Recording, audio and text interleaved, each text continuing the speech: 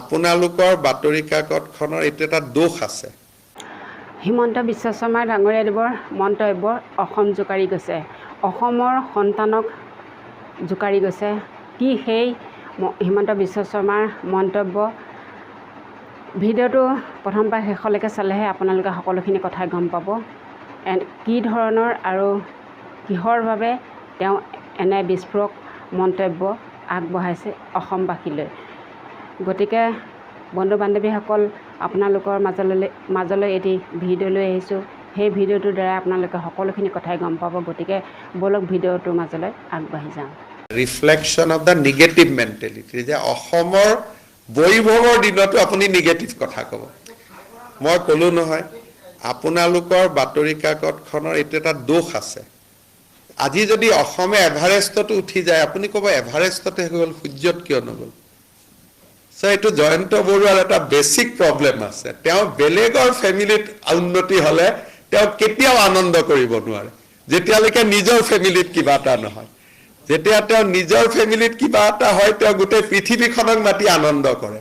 কিন্তু বেলেগৰ ফেমিলিত কিবা এটা হ'লে তেওঁ চিলেব্ৰেট কৰিব নোৱাৰে। এইটো মানুহজনৰ এটা বেছিক কেৰেক্টাৰৰ প্ৰব্লেম।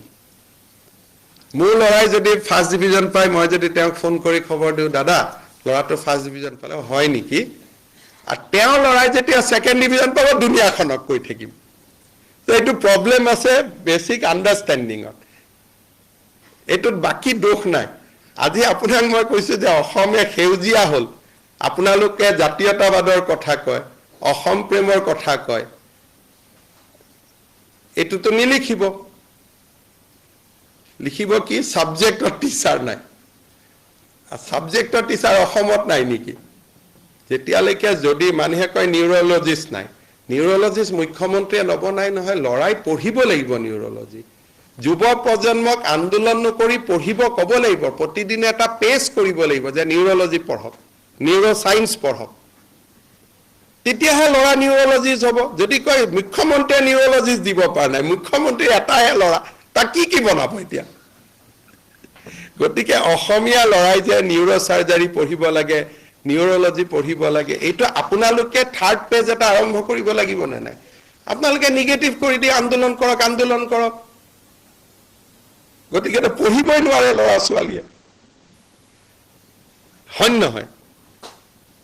গতিকে এই কথাটো আপোনালোকক সেইকাৰণে মই কৈছোঁ যে সাহসটো নাই লিখিব। এই লাইভত যিখিনিয়ে শুনে শুনক, সাহসটো নাই লিখিব আপোনালোকৰ। এতিয়া যে খাটি অসমীয়া ল'ৰাকেইটাই নিযুক্তি পালে, আপোনালোকেতো নিলিখে, PRC-টোহে লিখিব। এই যে দাস, কলিতা, বড়োৱে যে এপইণ্টমেণ্ট লেটাৰ কেইখন আপোনালোকৰ আগত ধং ধং কৰি লৈ গ'ল বুকু ফিন্দাই,